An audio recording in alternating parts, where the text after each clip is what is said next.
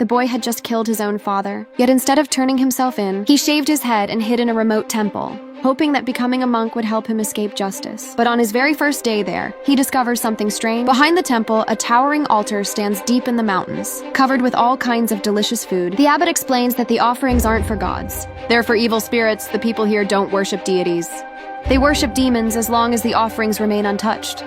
The spirits won't come out and trouble the village. Before leaving, the abbot gives the boy a serious warning. No matter what happens, don't leave your room tonight and never touch the offerings. But a boy who could kill his own father isn't exactly the type to listen. So late that night, driven by curiosity and greed, he sneaks up the mountain carrying an oil lamp. Without hesitation, he helps himself to the food on the altar. Just as he's about to make himself a bowl of instant noodles, an older monk suddenly appears. He immediately tells the boy to put the offerings back, but the boy refuses instead.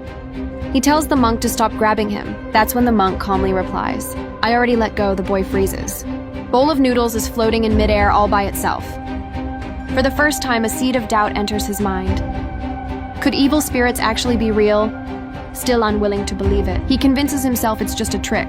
Determined to expose the illusion, he walks toward the altar for a closer look, and that's when things take a horrifying turn. For a brief moment, he sees a gigantic creature standing nearby. The sight terrifies him.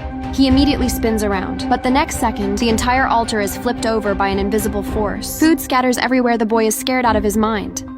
He runs back to his room as fast as he can, hides beneath his blanket, and barely survives the night. The next morning, the monks discover the overturned altar. The abbot's face instantly turns pale, because once an evil spirit is angered, it will search for a replacement, a scapegoat, a soul to take its place. Everyone blames the boy for ignoring the warning. They call him cursed, a bringer of bad luck.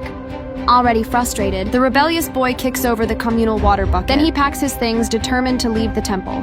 But the abbot blocks his path. The altar has been destroyed. Tonight, the spirit will come looking for a substitute. The temple is the safest place you can be. Of course, the boy doesn't believe a word of it. He shoves past the abbot and starts heading down the mountain. But after only a few minutes, he begins regretting his decision. The forest is covered in thick fog.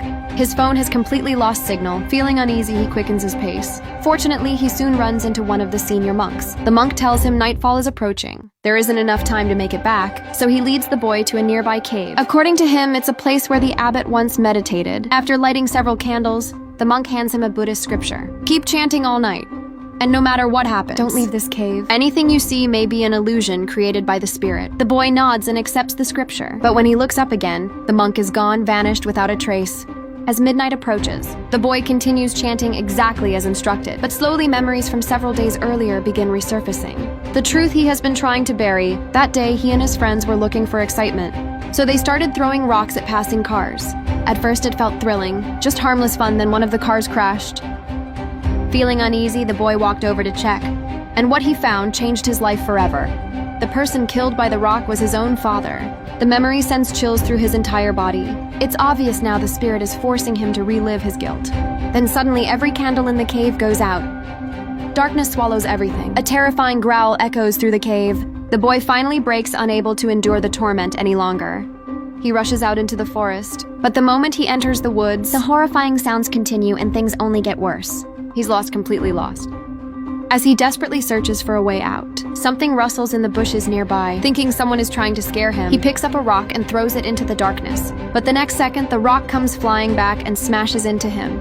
Instantly enraged, he grabs another stone, ready to fight back. Only now does he finally understand what it feels like to be struck by a rock. In a panic, he pulls out his phone and calls his mother for help. The call connects, but she can't hear a single word he's saying.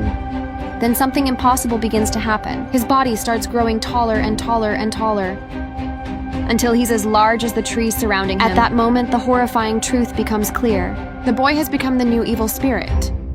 And the cycle will continue, because the only way for him to be reborn is to find someone else to take his place.